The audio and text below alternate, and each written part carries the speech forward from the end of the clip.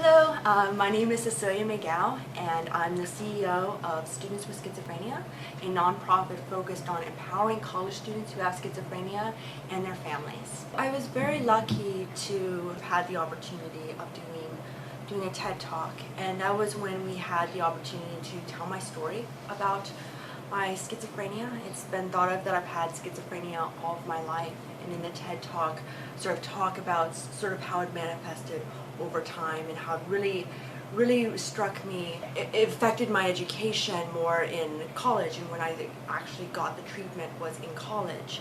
I was studying astrophysics at Penn State University and very passionate.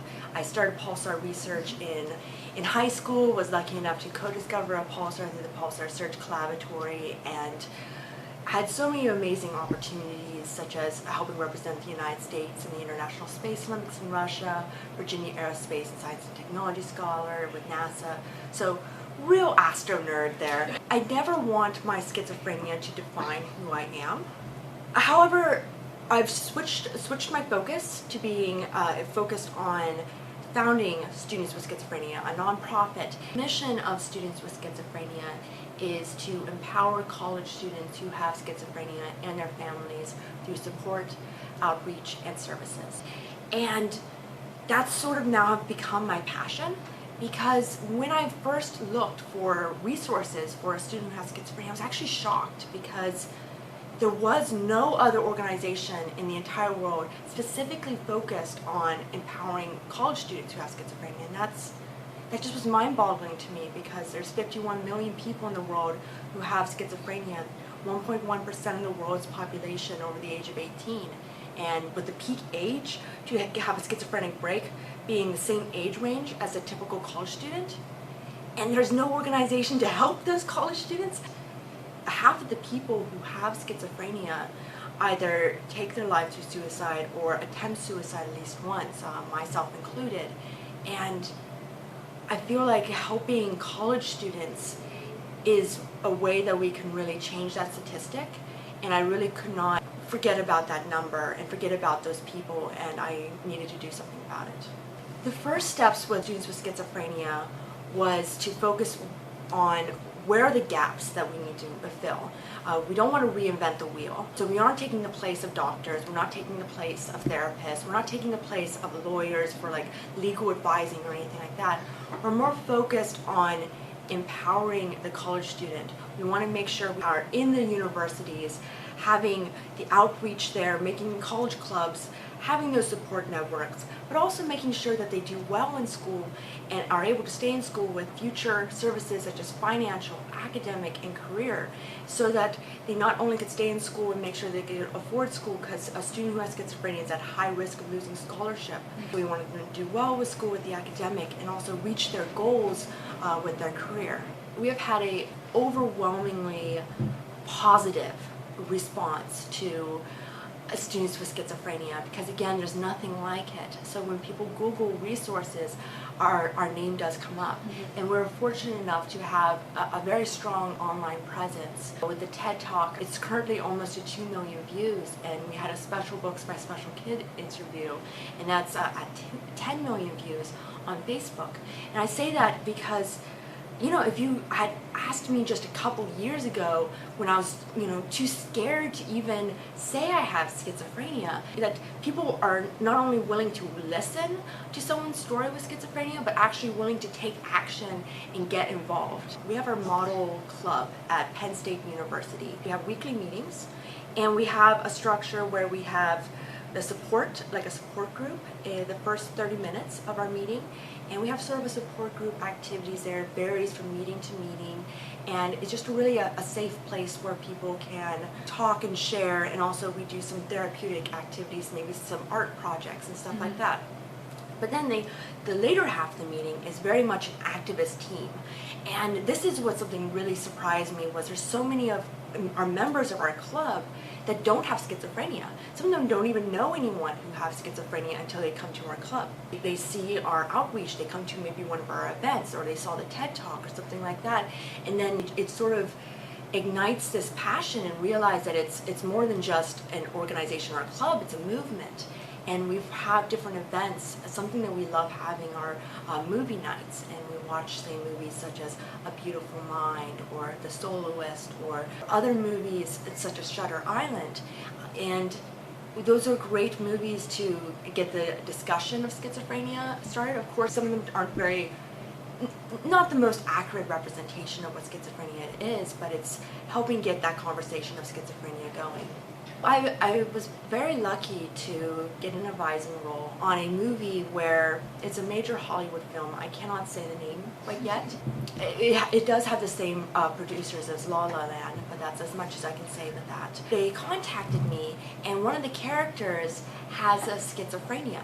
And it's this beautiful story between a brother and a sister, and the sister has schizophrenia. I was not the only person they reached out to, and what I did was I read over the script and I wrote a very detailed report on all the cliches, all the misconceptions of what was represented in the film that hopefully will be edited out. They still have a huge editing process to do.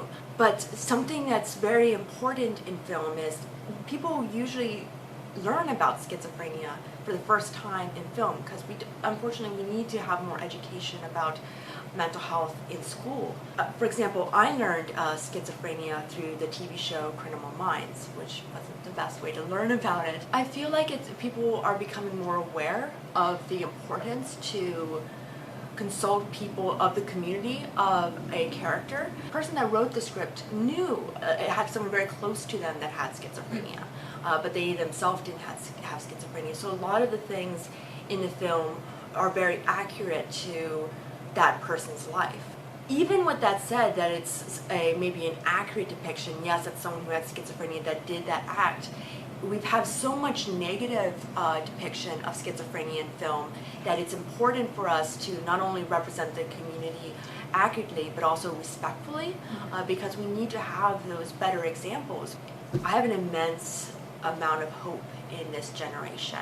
I feel like our youth has become so much more accepting, as an example, to the LGBTQ plus community. Also because social media is, social media, it could be good and bad, but it's also such a powerful tool for social change.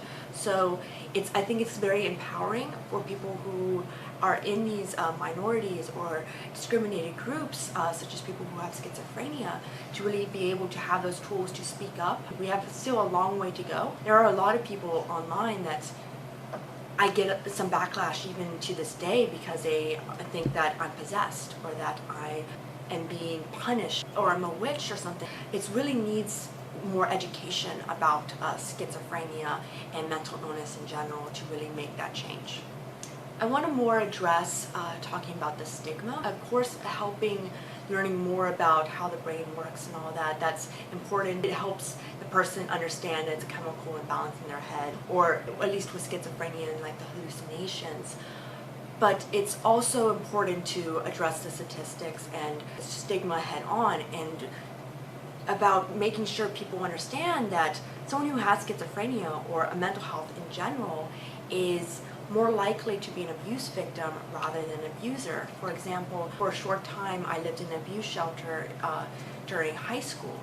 I feel like there's just this fear surrounding especially people who have schizophrenia. People need to be more educated about it, and this comes up over and over again, especially unfortunately whenever there is the gun violence debate. I did the March for Our Lives in Washington, D.C. I made sure that I went to Washington, D.C. I had a big sign that said, that I'm not a monster, I have schizophrenia, and I was marching for a better understanding of mental health in the gun violence debate. I wasn't trying to make, of course, a political statement, but just really understanding the facts. When I started hallucinating things at home, and I had childhood schizophrenia where I first started seeing shadowy figures, I guess they might have thought that I had like an overactive imagination, or I was making things up, or maybe I had an imaginary friend, or they even, joked that maybe it's a ghost, which is not a good joke.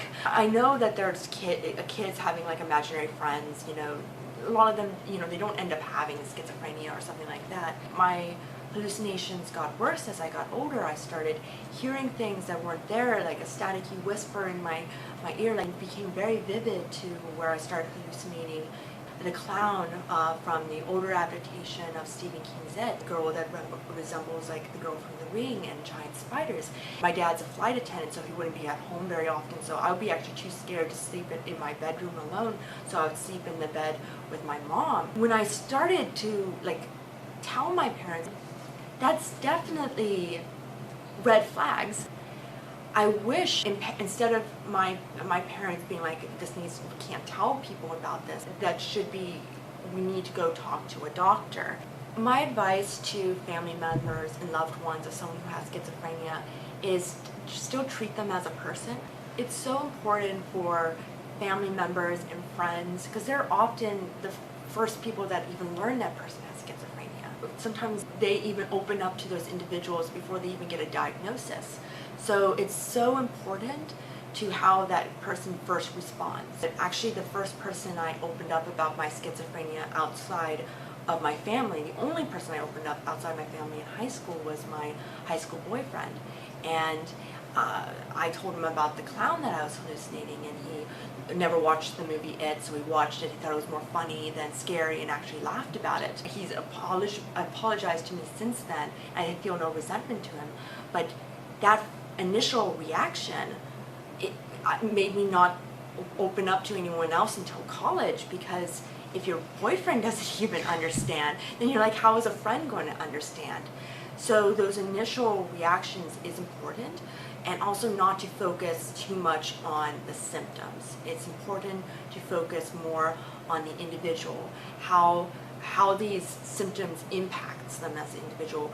If they're scared, if they're anxious about things. Sometimes people say, oh, they're a different person after their illness or something like that, and it just kind of breaks my heart, because maybe some of their symptoms getting away, like there's a little bit of a shield there, but still love them and make sure you're there to listen to them. I have the best family of friends. They are definitely my support network, and I very much rely on them. Having a strong support network is essential, but other coping skills that I've had is especially listening to music. That's something that's very common to people who have schizophrenia and they're dealing with audio hallucinations. It helps sort of drown out those audio hallucinations. I used music as a way to cope even before I got my diagnosis and was able to get medication. I, for example, listened to the artist Pink. Even to this day, Pink is the only artist that actually takes away the audio hallucinations when I listen to it. And so I have like a get safe plan, like a piece of paper that some of my close friends have if I have a really bad episode, and in bold letters it's like, play Pink. And they're like, there was this one time that someone called an ambulance, because sometimes when I have an episode it looks like I'm having a seizure even though I'm not having a seizure. Yeah. They knew to play Pink, and when the ambulance people came, they're like, can you please turn off that music? And they had to like explain, like, this is important, this is really important. I try to live my life without regrets, because I really feel like I'm the person I am because of my decisions. Of course I've made mistakes, we all do, and it's okay. If I did have a regret, especially with schizophrenia, it would be not getting treatment sooner. I've had childhood schizophrenia, and because my family wouldn't let me get treatment, and I don't mean to villainize them so much. Part of it was because of love for me. They honestly didn't think I would have much of a future if I became open about my schizophrenia. But my regret is that I didn't get that treatment earlier, because early intervention is key for someone who has schizophrenia. Even to this day, I still hallucinate 24/7. Of course, when things get bad, sometimes I wonder, you know, if I just caught the treatment earlier, maybe I wouldn't have to deal with that. And so that's something, especially when young people come to me and talk about their schizophrenia and they're deciding whether or not to get treatment, it's better to get a professional help. My message to someone who is debating whether or not they want to become open about their schizophrenia. First off, I want to say it's a very personal decision. I understand I'm very privileged. I was at an amazing university that very much supported me, and that I live in a country that, even though there's a lot of stigma surrounding mental illness, there are some places in the developing world that it's actually dangerous to open up about your mental illness, because they might think that the person is possessed and they could even be a danger to their life. Again, it's an education thing that could happen. It could be easy for me to say, oh, you should just be open about schizophrenia and embrace it. But I understand that it's a legitimate fear for someone in certain situations. It's not something to take lightly, but I do encourage more people to speak up about schizophrenia and to be open about their schizophrenia, because we need more people to put a positive face to schizophrenia so it becomes less scary and so that more and more people can open up. My name is Cecilia McGough. I have schizophrenia and I am not a monster.